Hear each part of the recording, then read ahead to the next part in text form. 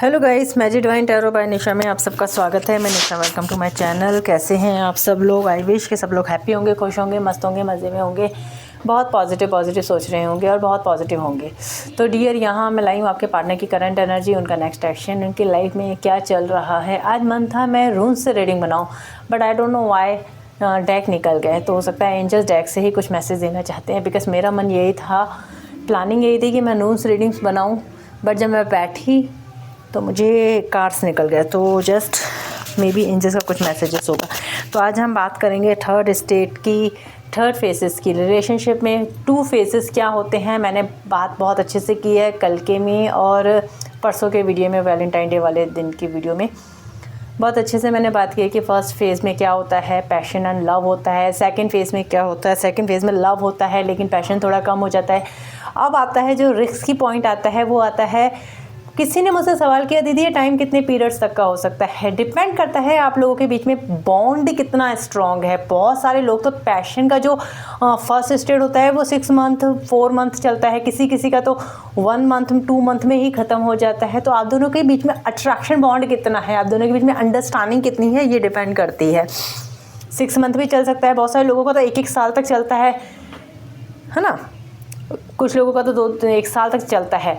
Second phases का क्या चलेगा, सेकंड फेज का ये चलता है कि डिपेंड, मैंने कहा ना वही होगा। हर फेज डिपेंड करता है कि आपका बॉन्ड कितना स्ट्रांग है, आपके इमोशनली कितने अटैचमेंट हो, आप दोनों एक दूसरे के साथ इमोशनली अटैच कितने हो, फिजिकली भी अटैच कितने हो। इन चीज़ों का से आपका एक स्ट्रांग बॉन्ड बनता है। एक्चुअली जब आप दोनों एक दूसरे के साथ मिलते हैं ना, तो खाली ये नहीं होता कि 2 लोग मिल रहे हैं।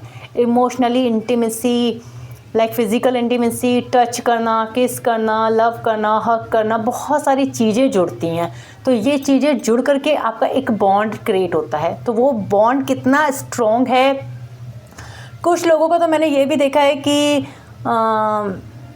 बॉन्ड बहुत स्ट्रॉन्ग होता है लेकिन फर्स्ट फिज़िकल टच में ही वो लोग एक पार्टनर भाग जाता है, रन कर देता है। बहुत सारे रिश्ते मेरे पास आए, दीदी रिलेशन बहुत अच्छा था बट हम लोग एक बार मिल गए, हमारी गलती हो गई और पार्टनर ने उनका साथ छोड़ दिया। ये भी चीज़ें होती है, ये मोस्टली कार्मिक के साथ होती है कि आप एक बार उसके साथ अगर अटैच हो गए, चाहे फिज़िकल अटैच हो या फिर तो वो छोड़ देते हैं। और अगर फिज़िकल अट्रैक्शन के बाद आप किसी के साथ फिज़िकल इन्वॉल्व होते हो, उसके बाद भी आपका प्यार बढ़ता जा रहा है, आपको उसके साथ इमोशनली और ज़्यादा नीड होती जा रही है एक दूसरे को। ऐसा नहीं सिर्फ आपको भी, उसको भी नीड हो रही है। तो समझना आप एक सोलमेट या ट्विन फ्लेम कनेक्शन में हो, क्योंकि फिजिकली इंटीमेसी सबसे ज़्यादा बॉन्ड स्ट्रॉन्ग होता है ट्विन फ्लेम का। ठीक है, सॉरी अगर कोई ऐसी बातें नहीं सुनना चाहता है तो मत सुने, बट मेरा काम है बताना। फिजिकल इंटीमेसी सबसे ज़्यादा स्ट्रॉन्ग बॉन्ड माना जाता है। सबसे ज़्यादा स्ट्रॉन्ग बॉन्ड जो होता है वो होता है ट्विन फ्लेम का, क्योंकि वो एक बार जब हो जाते हैं, इंटीमेट हो जाते हैं एक दूसरे के साथ, तो उनका बॉन्ड बहुत स्ट्रॉन्ग होता है। वो लाइफ में कभी भी ट्विन अपनी ट्विन को नहीं भूल सकता। वो कितने भी सोलमेट के कनेक्शन में चला जाए या किसी और कनेक्शन में चले जाए, उसको वो फीलिंग, वो सेटिस्फैक्शन नहीं आएगा जो अपने ट्विन के साथ आता है। तो डिपेंड करता है कि आप फिजिकल होने के बाद आप कितना अटैच होते हो अपने पार्टनर के साथ, तो ये बॉन्ड आपके ऊपर स्ट्रॉन्ग लागू होता है। सेकेंड थिंग्स, थर्ड स्टेट क्या होती है। अब हम बात करते हैं थर्ड स्टेट। थर्ड स्टेट में क्या होता है, जैसे कि मैंने आपको पहले भी बताया, ये ऊपर नीचे क्यों हो रहे हैं भाई, कार्ड तो सारे एक जैसे हैं, कुछ और कार्ड आ गए क्या इसमें। I want to check for this one, card तो वही है, ऊपर नीचे कैसे हो गए। हे भगवान, कैसे हो गए हो आप लोग, ऊपर नीचे कैसे हो गए हो, कहाँ से बड़े कहाँ से हो गए, आपको बड़ा किसने कर दिया। मे बी यहाँ पे मुझे ऐसा लग रहा है 2 कार्ड नहीं, कार्ड तो बराबर ही हैं। कुछ तो है गड़बड़ है यार, कुछ तो गड़बड़ है यार। आप लोग कहाँ से हो गए हो, मेरे डेक को क्या हो गया यार, कुछ बड़े हो गए हैं, कुछ छोटे हो गए हैं, ऐसा क्यों हो गया है। चलो कोई नहीं। थर्ड स्टेट क्या होता है, थर्ड स्टेट ये होता है कि लव थोड़ा कम हो जाता है। यहाँ पार्टनर थोड़ा सा केयर कम करता है। पार्टनर की 2 पार्टनर जो होते हैं ना, जहाँ पैशन था, लव था, सेकंड स्टेट में पैशन ख़त्म हो गया और अब क्या हो गया, लव रह गया। एक दूसरे की केयर रहती है, हाँ बात नहीं की है, ये चीज़ होती है। थर्ड स्टेट में क्या होता है, वो लव भी कम हो जाता है। फिर इंसान अपने काम में ज़्यादा ध्यान देगा। गुड मॉर्निंग नहीं हो रही है, कोई फ़र्क नहीं पड़ रहा, एक दिन बात नहीं हो रही है, सुबह बात नहीं हो रही है, शाम को बात कर लेंगे, बाद में बात कर लेंगे। और इस जगह से पता है दूसरे पर्सन को क्या लगता है कि ये ईगो दिखा रहा है। ईगो नहीं होता। यहाँ क्या होता है, यहाँ एक बॉन्ड हो जाता है, उसको पता है ये मेरी प्रॉपर्टी है, ये मेरी प्राइवेसी है, ये मेरी चीज़ है और मैं इस बंदी या इस बंदे के साथ हूँ, वो केयरलेस हो जाता है। थर्ड स्टेट में इंसान बहुत ज़्यादा अपने काम में बिज़ी हो जाएगा, फैमिली को ज़्यादा प्रायोरिटी देगा, उस इंसान को कम प्रायोरिटी देगा। जो इंसान पूरी रात उससे बात करता था, 10 मिनट भी उसके पास उसके लिए बात करने के लिए टाइम नहीं होंगे। ऐसा नहीं वो जानबूझ के करते हैं, रियली में उनके पास टाइम कम रहता है। वो प्रायोरिटी दूसरी चीज़ों को देते हैं, लाइक करियर, क्योंकि लव तो कर लिया, पैशन भी हो गया, प्यार भी हो गया, अब रिस्पॉन्सिबिलिटियाँ आती हैं। तो अब उसको लगता है कि इस रिलेशन को लंबा ले जाना है, तो वो क्या करता है कि दूसरों को प्रायोरिटी देना स्टार्ट करता है, अगर ट्रू लव है तो।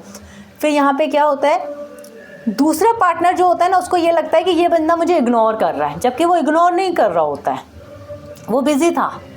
तो यहाँ दूसरे पर्सन को क्या हो जाता है, उसको लगता है ये मुझे इग्नोर कर रहा है, मैं भी इसको इग्नोर कर रही हूँ। फिर जैसे वो गुड मॉर्निंग मैसेज नहीं भेज रहा तो ये भी मुंह बना के बैठ गया है। एक पार्टनर थोड़ा सा पीछे हटता है, एक पार्टनर का लव बढ़ जाता है। तो ये चीज़ें होती हैं थर्ड स्टेट पे। ईगो बहुत हो जाएगा, लड़ाई झगड़े बहुत ज़्यादा होंगे थर्ड फेज पे।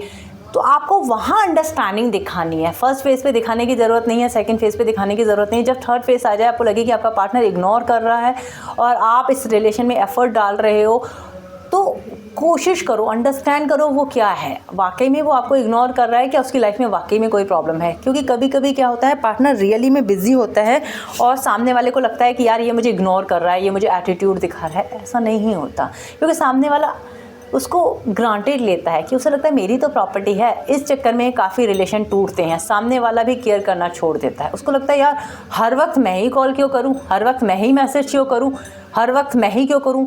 तो दूसरा जना ईगो दिखाता है, और ये जो रियल में बिजी था या वो जानबूझ के ईगो क्रिएट कर रहा था, परेशानी क्रिएट कर रहा था।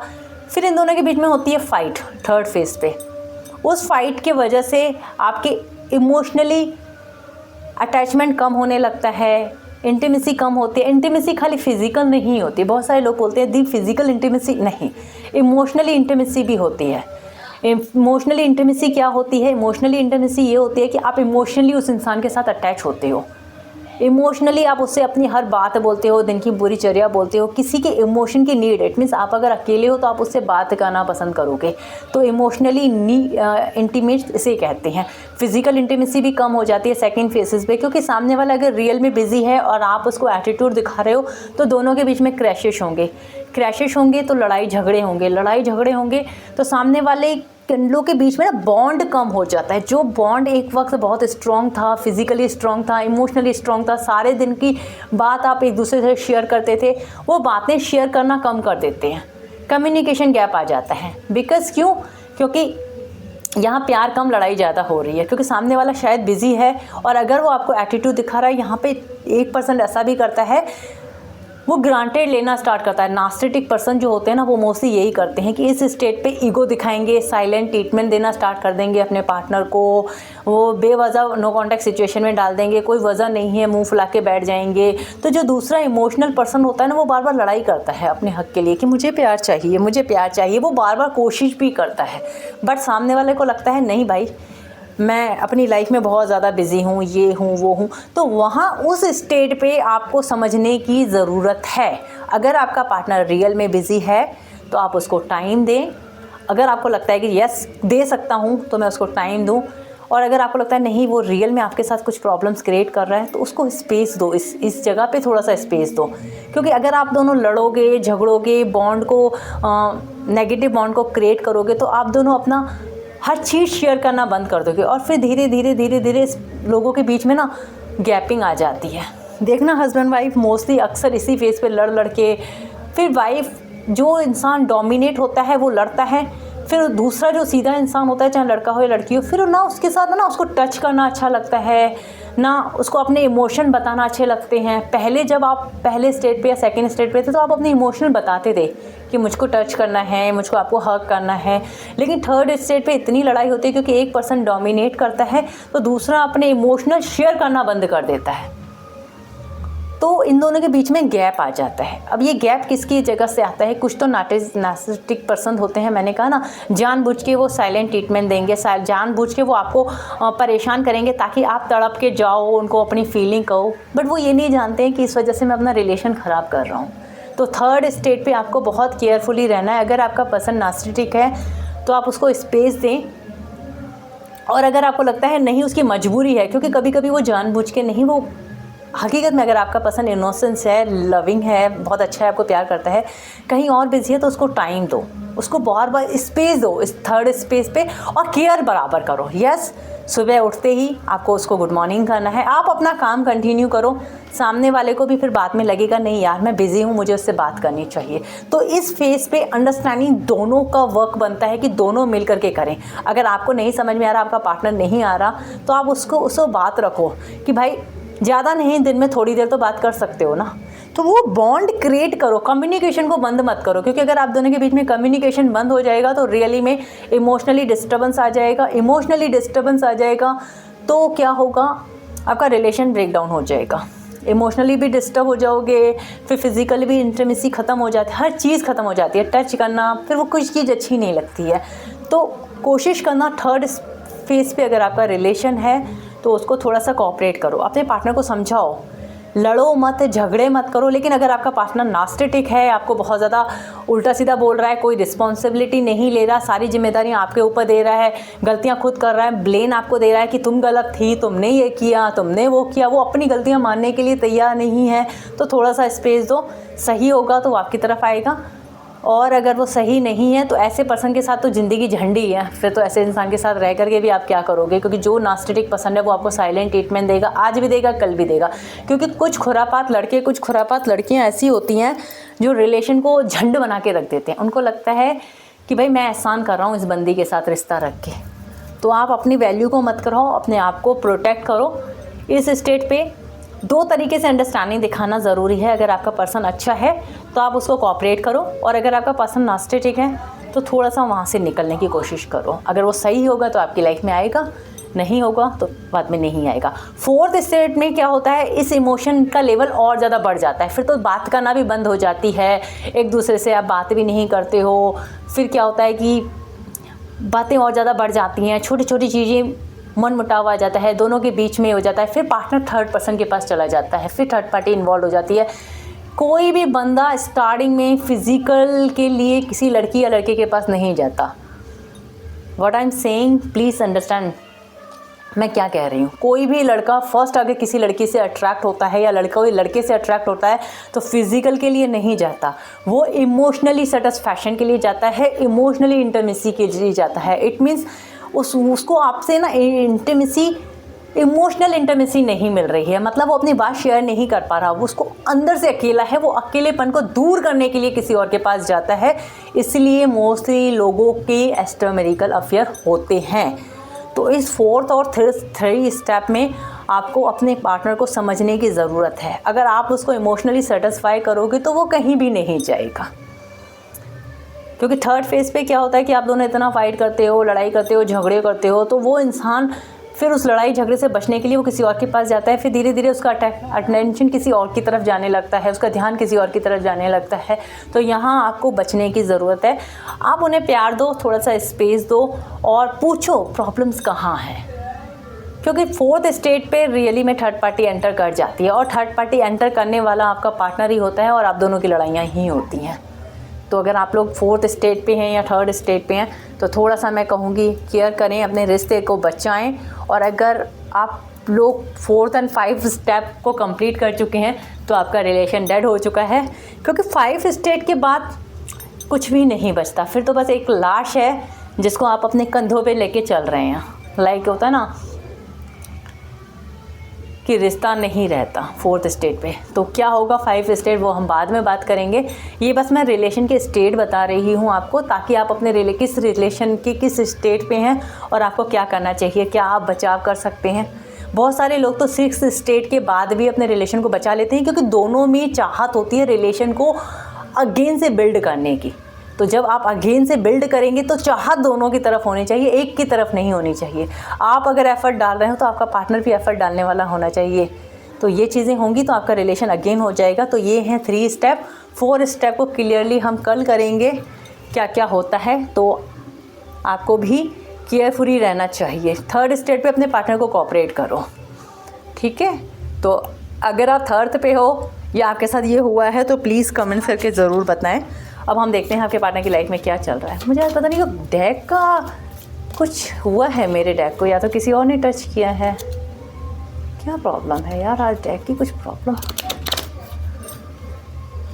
ऐसा क्या हुआ है भाई, ऐसा हुआ क्या है?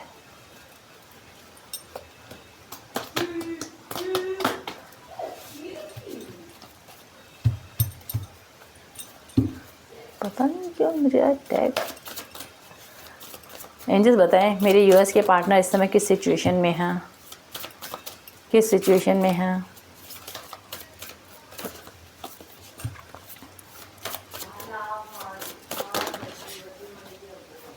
Emperor,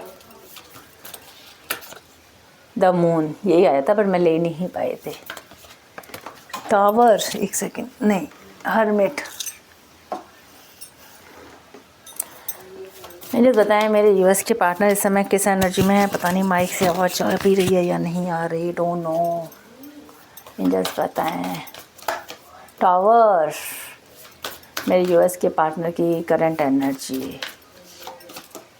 judgement, last but not the least, sun and then strength.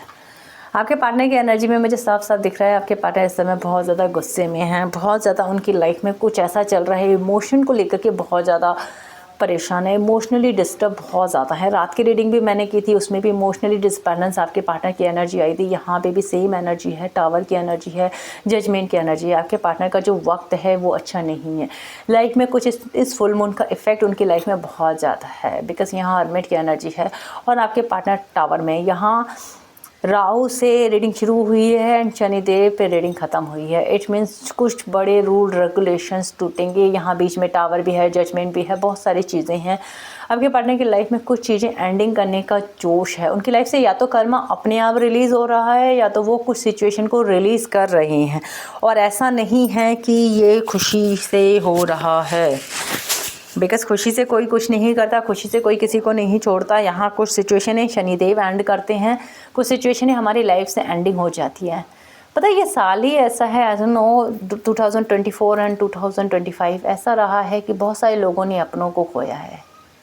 Really में बहुत गंदा रहा। एक्चुअली गंदा मैं नहीं कहूँगी, I am not saying for the negative, I don't want to use for the negative words, but बहुत कुछ खोया।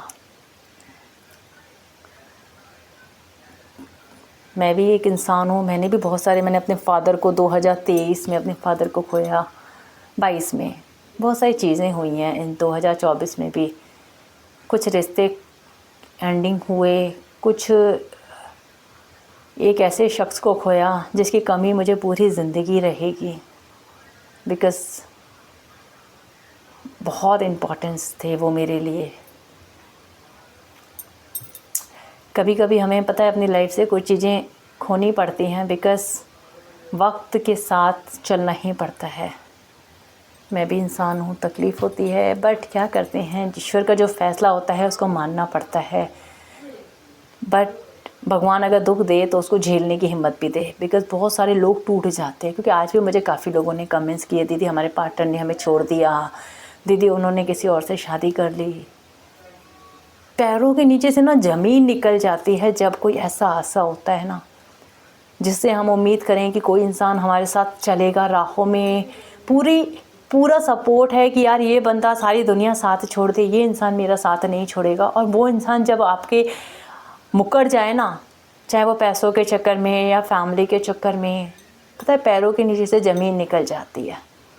तो बहुत सारे लोगों के कमेंट्स आए, just I feel very bad. मुझे बहुत बुरा लगता है कि बहुत तकलीफ़ होती है जब कोई अपना प्रॉमिस करके मुकर जाता है। एंड देन आप जब किसी पे हद से ज़्यादा भरोसा हो, आपको उम्मीद हो कि जी ये इंसान नहीं छोड़ना, आप किसी पे भगवान से भी ज़्यादा भरोसा करो और वो इंसान आपका साथ छोड़ दे, हिम्मत चाहिए उस समय। पता है हिम्मत सब टूट जाती है उस समय। ऐसा लगता है भाई कुछ समझ में नहीं आता, क्योंकि दिमाग भी काम नहीं करता, दिल भी काम नहीं करता, इंसान क्या टूट जाते हैं। तो ऐसी सिचुएशन हो जाती है, क्योंकि मैंने बीती है। बहुत सारे लोग कहते हैं दीदी आपने, यस मैं भी इंसान हूँ यार, मैंने भी बहुत कुछ झेला। और लाइफ है, ये चीज़ें चली रहती है। तो आपके पार्टनर की लाइफ में भी बहुत हैवी एनर्जी है, टावर की एनर्जी है, जजमेंट की एनर्जी है। तो कुछ बुरा हो रहा है, हमें सबके लिए प्रे करना चाहिए किसी की लाइफ में इतना बुरा ना हो।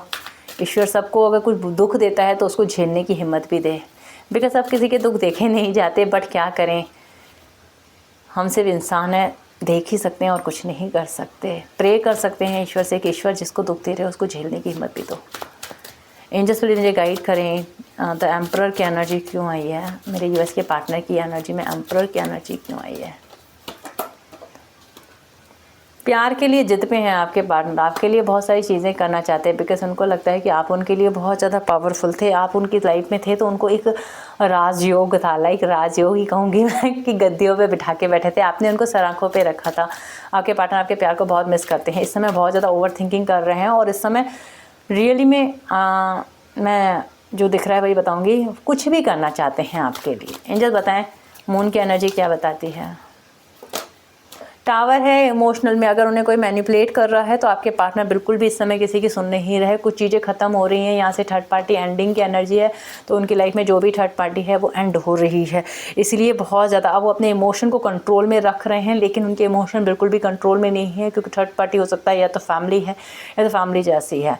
बिकॉज यहाँ टावर है, tower past life Karma ending चल रहा है आपके पार्टनर का, डेफिनेटली एंडिंग तो चल ही रहा है। यहाँ पे कुछ चीज़ें ख़त्म हो रही हैं, चाह के भी ना चाह के भी। मैंने आपको बोला है, आप वो कितना भी रोएं कितना भी चीखें, कुछ चीज़ें एंडिंग हैं तो हो ही रही हैं। एंजल हर्मिट की एनर्जी क्यों आई है अभी पता नहीं क्यों मैंने कहा ना कि कुछ चीज़ें एंडिंग होती हैं तो होती हैं, उसमें हम कुछ नहीं कर सकते। एंजल्स बताएं मेरे हर्मिट की एनर्जी क्यों आई है। Queen of wands, king of wands with the nine of pentacles. कुछ चीज़ें इंडिपेंड होकर कंप्लीटली ख़त्म कर रहे हैं, बिकॉज बहुत समय से उन्होंने अकेले में समय बिताया है। अब उनको ऐसा लग रहा है कि नहीं, अब एंडिंग करनी है तो करनी है। टावर की एनर्जी यहाँ से भी आई है, टावर की एनर्जी यहाँ से भी आई है। एंजल टावर क्यों आया है, एंजल टावर क्यों आया है। क्वीन ऑफ वॉन्ड्स, आप दोनों के बीच में जो भी टावर मूवमेंट है जिसकी वजह से सिचुएशन रुकी हुई थी, स्टक सिचुएशनें थी, वो टावर मूवमेंट अब ख़त्म होगा। और जो सिचुएशनें रुकी हुई थी वो आगे बढ़ेंगी, बिकॉज आपके पार्टनर को एक रियलिटी चेक मिला है कि उन्होंने आपके साथ क्या किया, जो आपके साथ किया वो भुगत रहे हैं, इसलिए अब वो आपकी तरफ आ रहे हैं। एंजल जजमेंट की एनर्जी क्या बताती है मेरे यूएस के पार्टनर की, जजमेंट की एनर्जी क्या बताती है। एट ऑफ वॉन्ड्स, बहुत जल्दी कॉल मैसेज आएगा, विद पावर में आकर के कॉल मैसेज करेंगे। ये शनिदेव की ब्लेसिंग है, बिकॉज तीनों ही कार्ड द शनिदेव की हैं। Judgement, eight of wands with eight of strength. बहुत जल्दी आपके पार्टनर आपको कॉल मैसेज करना चाहते हैं और अपनी सिचुएशन के बारे में बताना चाहते हैं, पावर में हैं और कुछ सिचुएशन बताना चाहते हैं, बिकॉज उनकी लाइफ में बहुत बुरा पेन चल रहा है। हो सकता है आपको मदद के लिए कॉल करें, आपको बात करने के लिए कॉल करें, हीलिंग लेने के लिए कॉल करें, बिकॉज स्ट्रेंथ का यहाँ भी कार्ड आ रहा है, स्ट्रेंथ की यहाँ भी है। सेम दोनों डेक अलग हैं बट सेम एनर्जी आ रही है। जस्ट द सन की एनर्जी क्यों आई है। Eight of swords, stuck situation completely ख़त्म हो रही है। जो भी स्टक सिचुएशन है, जो भी स्टक सिचुएशन है, जो कार्मिक सिचुएशन है, जिसके साथ कर्मा एंडिंग है, वो एंड हो रहा है। यहाँ न्यू बिगिनिंग होगी, बिकॉज विश फुलफिलमेंट है, कंप्लीट होगी विश। स्ट्रेंथ की एनर्जी है, जस्ट स्ट्रेंथ की एनर्जी क्या बताती है। मेहनत कर रहे हैं, काम कर रहे हैं अपनी क्वीन ऑफ वॉन्ड्स के लिए, अपने प्यार के लिए बहुत सारी चीज़ें कर रहे हैं। अब उनको आ गया सवेरा, कहते हैं ना जब आंख खुली तभी सवेरा। अब आपके पार्टनर को एहसास हो गया कि ये बंदी मुझसे बहुत प्यार करती थी, क्योंकि उनको दुनिया का रियलिटी चेक मिल गया कि इतना प्यार मुझे कोई नहीं कर सकता, इतना दुलार मुझे कोई नहीं कर सकता जितना इस बंदे ने किया है। और जब ये चीज़ें समझ में आती हैं तभी लाइफ में कुछ चीज़ें एंडिंग होती हैं, अदरवाइज़ तो सिचुएशन चल रही है तो चल ही रही है। देखते हैं उनका एक्शन क्या होगा। एंजल बताएं मेरे यूएस का एक्शन क्या, मेरे यूएस के पार्टनर का एक्शन क्या होगा। गुड्डा मेरा बच्चा, मेरा गुरु। एंजल्स बताएं मेरे यूएस के पार्टनर का एक्शन क्या होगा मेरे यूएस के लिए। रीडिंग बड़ी हो जाती है because aloners, next actions, the outsider, बाहर निकलेंगे आउटसाइड से। जजमेंट की energy, behind illusion, ordinariness. This one a deck where is I have seen one card is Fierce. I don't know. I think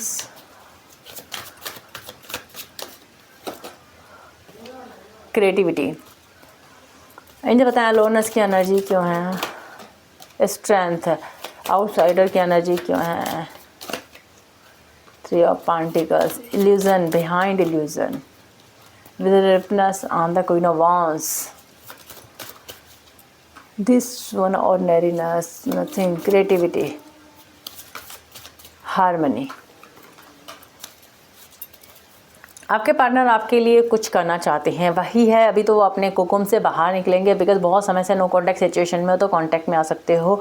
बहुत समय से अगर आप रिलेशन में सोच रहे हो कि आपका पार्टनर आप कॉल मैसेज करे, कुछ बताए, कुछ रियलिटी बताएं, तो ये चीज़ें आपके पार्टनर आपको बताने वाले हैं।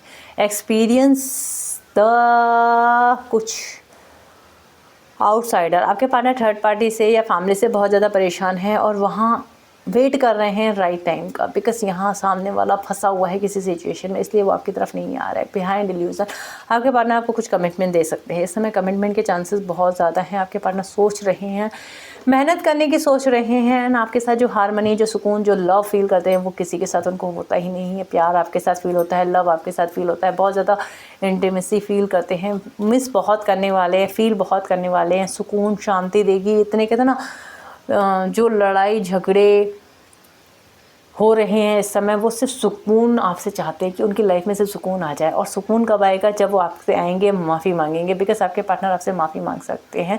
माफ़ी की एनर्जी स्ट्रॉन्ग है, क्योंकि आपके पार्टनर को एहसास है कि उन्होंने आपके साथ गलत किया। एक बंदे को मैंने हर्ट किया, उस बंदे को, जो बंदा डिवाइन के बहुत करीब था, जो रियल था। आपके पार्टनर ने लगता है कुछ इल्ज़ाम वगैरह भी आपके ऊपर लगाए होंगे। एक इंसान से प्यार करता है, कितना प्यार करता है, कितना प्यार करता है, और वो दूसरा पर्सन उसके साथ क्या करता है। कभी कभी मैं देखती हूँ लोगों के बारे में, वो लगता है यार, हम देखते हैं गाइडेंस क्या है। मुझे पता नहीं क्यों, मुझे बताएं गाइडेंस क्या है मेरे यूएस के लिए।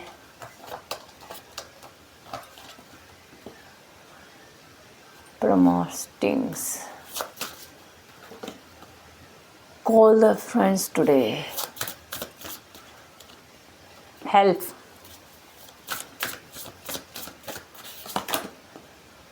आर्कएंजल रफायल आएंगे आर्कएंजल रफायल, बिकॉज मुझे लग ही रहा था लव की बात हो और archangel Raphael, I love you and really miss you, healing of the abundance and the coming to you. Thank you so much for that messages, Archangel Michael.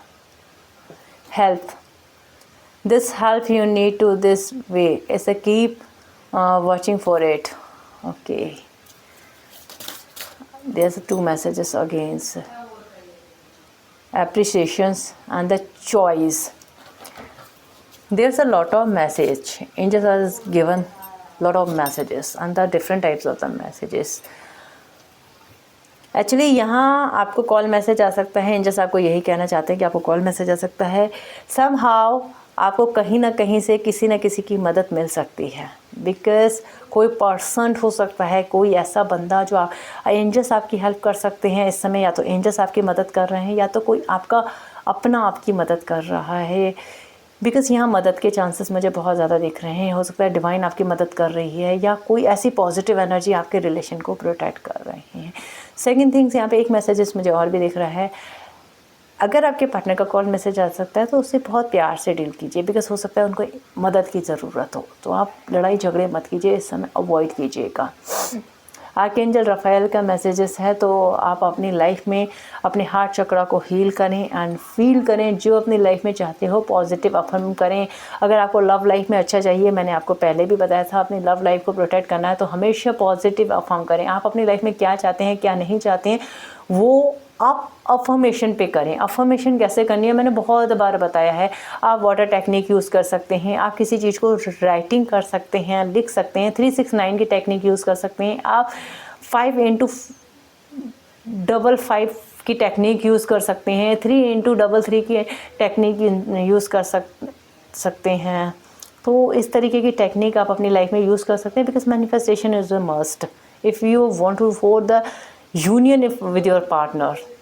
तो manifestation is a more important. So आप करो, manifestations करो, चाहे कुछ भी करो, because यहाँ आपको करना बहुत ज़रूरी है, पॉजिटिव रहना बहुत ज़रूरी है। एक्चुअली मैनिफेस्टेशन से होता क्या है, आप खुद पॉजिटिव रहोगे। अगर आपका माइंडसेट पॉजिटिव रहेगा, आप अपने आप से सेल्फ लव कर पाओगे, आप अपनी लाइफ में अच्छे से रह पाओगे। और जब आप अपनी लाइफ में अच्छे रहोगे तो आपकी लाइफ में वैसे ही पॉजिटिविटी क्रिएट हो जाती है। अप्रिशिएशंस, आपने अपनी काम बहुत बखूबी कर रहे हो, एंजल्स आपसे बहुत खुश हैं। यहाँ मदर मैरी का भी मैसेजेस है, Mother Mary and with the unicorn this wishing you. आपको भगवान, यूनिवर्स, एंजल्स, आपके ईष्ट, आपके अल्लाह जो भी हैं ब्लेस्ड कर रहे हैं, बिकॉज आप बहुत अच्छे अपनी राह पे हैं। आप अपने अच्छे काम को बहुत अच्छे से बखूबी कंप्लीट कर रहे हैं, तो आपको आपकी ईश्वर की ब्लेसिंग मिल सकती है। तो ये थी एंजल्स की गाइडेंस। आई होप आपको अच्छी लगी हो तो मस्त वाला लाइक ज़रूर करें। फिर मिलते हैं नेक्स्ट रीडिंग में। अपना ख्याल रखें, कीप स्माइल ऑलवेज। हर हर Mahadev to all my soul family. जय मां काली, जय Shri Sati. Bye guys, good night to all my soul family.